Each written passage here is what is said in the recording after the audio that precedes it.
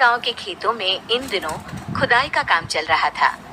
असल में इसी गांव से होकर एक अच्छी सड़क गुजरनी थी, इसलिए यहाँ खुदाई शुरू की गई थी। अचानक एक दिन खुदाई करने वाली मशीन से कुछ टकराता है। बाद में जब खोजबीन की जाती है तो वहां से दो कंकाल मिलते हैं। पुलिस गांव के लोगों से पूछताछ शुरू करती है। आप लोगों को क्या लगता है ये किसके कंकाल हो सकते हैं? अरे साहब, हमें क्या पता ये किसके कंकाल है, आप ही लोग पता लगाइए। हम लोग तो बहुत ज्यादा डरे हुए हैं। हाँ, हमारी फॉरेंसिक टीम अभी आ रही है। ये बताओ कि इस गांव के रहने वाला कोई जोड़ा गायब तो नहीं ना? क्योंकि शुरुआती जांच में तो ये बात सामने आ रही है कि एक कंकाल किसी पुरुष का है तो एक किसी महिला का। साहब, हमें तो बहुत डर लग रहा है। ऐसे कंकाल मिलने का मतलब गांव के आसपास ही किसी की हत्या हुई है या फिर किसी को जलाकर मार डाला गया है। हाँ साहब, हम अपने परिवार को लेकर बहुत ही ज्यादा परेशान हैं। देखिए, आप लोगों की परेशानी हम समझ सकते हैं, लेकिन आप लोगों को पुलिस का सहयोग करना होगा, क्योंकि आपके सहयोग के बगैर हम ये पता नहीं लगा सकते हैं कि आखिर ये किसके कंकाल है और इनकी हत्या किसने की। ठीक है साहब, गांव के लोग आपका पूरा सहयोग करेंगे। हाँ साहब, पूरा सहयोग करेंगे। तो फिर ठीक है, हम अपनी जांच शुरू कर देते हैं। कुछ दिन बाद जांच रिपोर्ट आ जाती है। पता चलता है कि ये कंकाल करीब 20 साल पुराने हैं, यानी 20 साल पहले किसी जोड़े की हत्या कर शव को यहाँ पर दबा दिया गया था। इंस्पेक्टर राघव, ये बताओ कि 20 साल पहले की मर्डर मिस्ट्री क्या आप सुलझ सकती है? हाँ सर, क्यों नहीं, लेकिन अब सबूत और गवाह काफी मिट गए होंगे।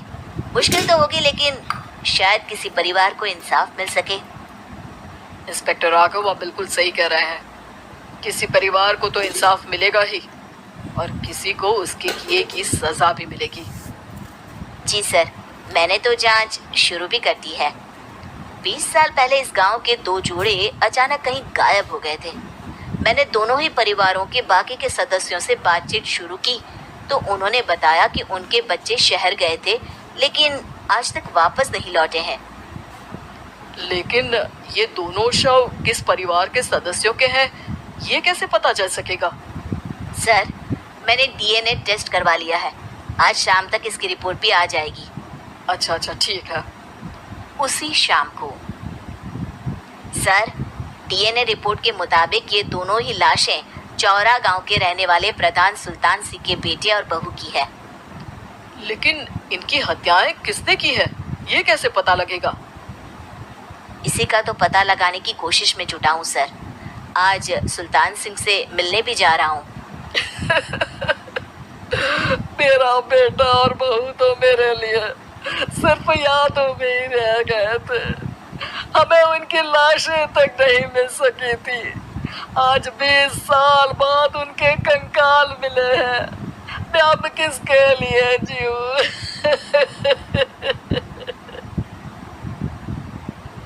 लेकिन सर, क्या आपकी किसी से कोई दुश्मनी थी? अपने बेटे बहू की हत्या के लिए आप किसे जिम्मेदार मान रहे हैं? अब मैं किसका नाम बोलूं? मेरी तो किसी से दुश्मनी नहीं थी, बस मेरे बेटे बहू को कोई वापस ला पाता।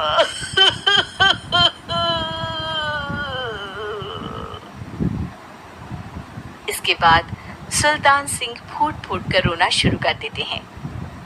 सर, अब आप इनका अंतिम संस्कार करवा सकते हैं। कम से कम इनका शरीर ना सही, इनका कंकाल तो आपको मिला है। लेकिन हाँ, अगर आपको कुछ भी याद आए तो जरूर बताइएगा। मेरी तो बेटा अब उम्र हो गई है, लेकिन मेरे बेटे और बहू के हत्यारों का जरूर पता लगाइएगा, क्योंकि जब तक हत्यारे पकड़े नहीं जाएंगे मेरा मन नहीं मानेगा। सर, हमारी पूरी कोशिश रहेगी हत्यारे को पकड़ने की। लेकिन एक बात बताइए, उस वक्त आपको किस पर शक गया था? उस वक्त मेरे एक ड्राइवर को पकड़ा गया था, लेकिन सबूतों के अभाव में उसे छोड़ दिया गया था। अच्छा, और ड्राइवर पर कैसे शक हुआ था? क्योंकि उस दिन ड्राइवर छुट्टी पर था। उस समय लेकिन लाश क्यों नहीं मिल सकी थी? उस वक्त पुलिस ने बहुत कोशिश की थी, लेकिन दोनों की डेड बॉडी नहीं मिल सकी थी। ठीक है, हमारी तफ्तीश चल रही है, मैं फिर आऊंगा। इसके बाद इंस्पेक्टर वहां से चला जाता है और सुल्तान सिंह अपने बेटे और बहू की याद में खो जाते हैं। कुछ दिन बाद सुल्तान सर, एक बात बताइए, जब आपके बेटे बहू की हत्या हुई थी, उसी के आसपास आपके ही गांव का रहने वाला एक और जोड़ा उसी वक्त गायब हो गया था ना? हाँ सर, अलका और अभिषेक, वो भी मेरे बच्चों जैसे ही थे। तो फिर वो कहाँ है?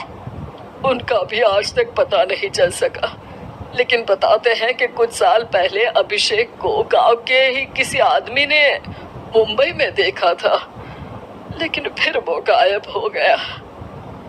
यानी अभिषेक और अलका की हत्या नहीं हुई थी, बल्कि उन्होंने किसी वजह से खुद ही गांव छोड़ दिया था। हाँ, हो सकता है, क्योंकि अभिषेक मेरे बेटे संतोष का अच्छा दोस्त था और उसका मेरे घर भी आना जाना लगा रहता था। हो सकता है कि उसने मेरे बेटे और बहू के बारे में सुन लिया हो और ये गांव छोड़ दिया हो सकता है। उनके परिवार का कोई अब नहीं रहता क्या इस गांव में? अब तो कोई नहीं रहता। एक चाचा थे, लेकिन उन्होंने भी अपना पुश्तैनी मकान बेच दिया है। वो भी अब कहीं शहर में ही बस गए हैं। ओह, अभिषेक और अलका के बारे में भी पता लगाना होगा। हो सकता है कि वही इस हत्या के बारे में कुछ बता सके। हो तो सकता है, लेकिन वो बेचारे तो खुद ही वक्त के मारे थे, वो क्या बताएंगे। फिर भी सर, जब केस दोबारा खुला है तो जांच तो करनी ही पड़ेगी, और इस बार तो लाशें भी बरामद हुई है। कुछ दिन तक लगातार तफ्तीश चलती रही। एक दिन थाने से सुल्तान सिंह को फोन आता है। हाँ, कौन बोल रहा है? सर, मैं कांस्टेबल तुलाराम बोल रहा हूँ थाने से। आपको थाने आना पड़ेगा। थाने? लेकिन क्यों? सर, किसी की पहचान करवानी है। अच्छा ठीक है, मैं दोपहर तक पहुंचता हूँ। सुल्तान सिंह दोपहर में थाने पहुंचता है। कई पुलिस के अधिकारी वहां मौजूद रहते हैं। सर, आपके बेटे की हत्या का रहस्य आज शायद सुलझ जाए। अच्छा इंस्पेक्टर राघव, पर वो कैसे? सर, उस आदमी को देखिए, क्या वही अभिषेक है? सुल्तान सिंह की आंखों में हैरानी से आंसू आ जाते हैं। हाँ सर, यही अभिषेक है। ये आपको कहाँ से मिला? सिर्फ अभिषेक ही नहीं, बल्कि इसकी पत्नी अलका भी इसके साथ है। मैडम, जरा अभिषेक की पत्नी को लाइए। जैसे ही अलका को पेश किया जाता है, सुल्तान सिंह जमीन पर गिर जाते हैं। सुल्तान सर, क्या हुआ आपको? अब अलका को देखकर गिर क्यों गए? सुल्तान सिंह सर पकड़कर बैठ जाते हैं। ये अलका नहीं, बल्कि ये तो मेरी बहू रितु है। पूरा थाना एक दूसरे का मुंह देखने लगता है। क्या? इसके बाद हर किसी को दो कंकाल और हत्या का रहस्य समझ में आ गया। अभिषेक और रितु ने मिलकर संतोष और अलका की हत्या की थी और लाश को जमीन के नीचे दबा दिया था। आज 20 साल बाद इस हत्या का रहस्य खुल सका था कि अवैध प्रेम संबंध में दो मासूमों की जान गई थी।